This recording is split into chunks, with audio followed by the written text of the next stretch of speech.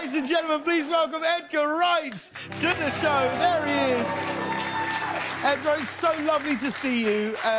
Now, we've known each other for a while, and I am so excited to watch this Sparks documentary. I know it's a real passion project for you, because I actually, when I was thinking about you this morning, I don't know, as I do most mornings, I don't know any other person who is more obsessed with film than you. Like, how many movies do you, on average, watch a week? Well, this year, I've been trying to do, if I can, like, a movie a day. And then if I miss a day, then I'll try and catch up. But last year, during the pandemic, when it was very quiet, sometimes on a bad day or a great day, depending on how you see it, I sometimes I would do 5 a day. No. That would be my fruit and vegetables, my 5 a day. Wow. This is an awful question to put someone on the spot with, but all of us here in the studio, when we go on our summer break in like a week or so's time, what's one film you'd recommend that we should watch that you don't think we'd have seen?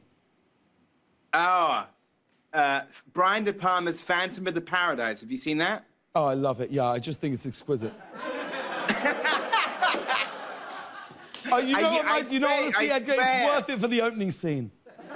I swear you would love it. I swear you would. Of course I would love it. I'm sure I would. Now, you've got 2 movies coming out in theatres this year, and it's been a really tough time for cinema. So many movie houses have gone under, including the ArcLight just down the street, which was like a place where I love watching film. I'm sure any time you're here in Los Angeles, you loved watching movies there. How do we get back to people seeing movies in person in a theatre in the way that filmmakers want us to consume their work?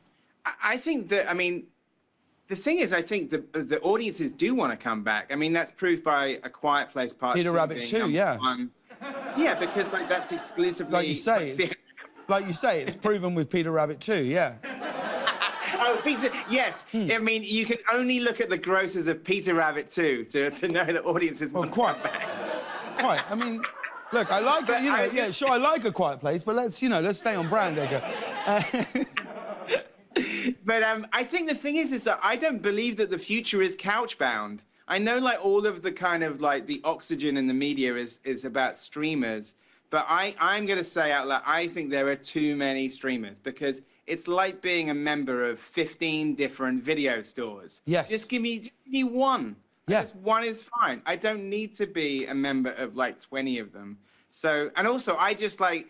Call me old-fashioned, but I like to get out of the house. And I have a really nice home theatre, and I still like to get out of the house. Yeah, well, my thing with going to the cinema is you're making a genuine choice. And actually, when you sit down in a film, I find I am so much more absorbed in a film than if I'm watching at home, where I can pause it, grab a snack, phone someone, carry on. The notion that you can watch something from beginning to end and feel everything that someone wants you to feel, I think is such a deeper experience than ever watching something on TV. That's why this show will only be exclusively available in theatres. I should have said that earlier. We're going to move this show to the cinema, but I do think that's the experience of it.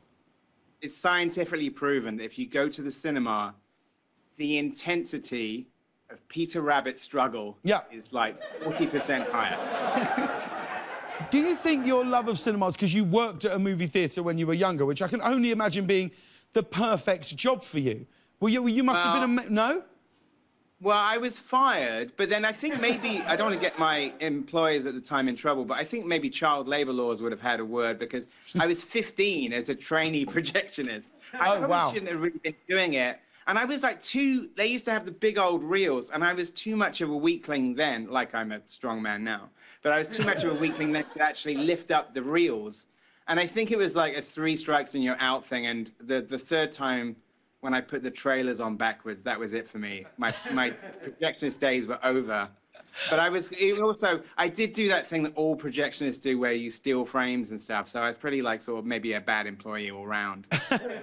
Well, let's talk about the Sparks brothers. This is your first documentary, and look, there we are, Snapperoonie. Now, I love Sparks. Sparks, they've actually been here on the show, and you've done such an incredible job for this, but I feel a lot of people will be familiar with the band Sparks without ever truly knowing enough about them. Explain to anyone watching who they are and why they are so important to you and so many musicians?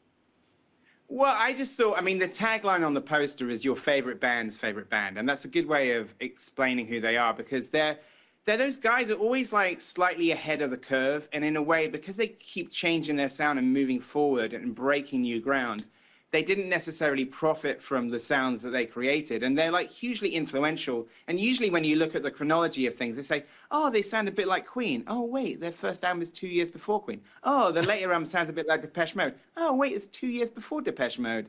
And actually quite a lot of the artists in the documentary will actually sort of, you know, fess up to being influenced by them, like Vince Clarke, Duran Duran, New Order. And they all kind of say, yeah, we took a huge influence from Spark. So I wanted to make the movie because I felt that they were a band that, like, are hugely influential, but have never quite had the success they deserve. Well, I think it's so great that you've done this. The documentary is so well done, and I encourage everyone to go and see it in the theatre. The Sparks Brothers is in theatres right now, and Edgar's next movie, Last Night in Soho, which I hope you'll come back and talk to us about this with your man, Matt Smith. Would you like that? I would love to be there in person. Imagine if you just said, oh, no, I've cut him from the film. You haven't, have you? He's gone. He doesn't know this. This isn't going out, right? He doesn't know that he's been cut from the movie. Yeah, he'll be fine.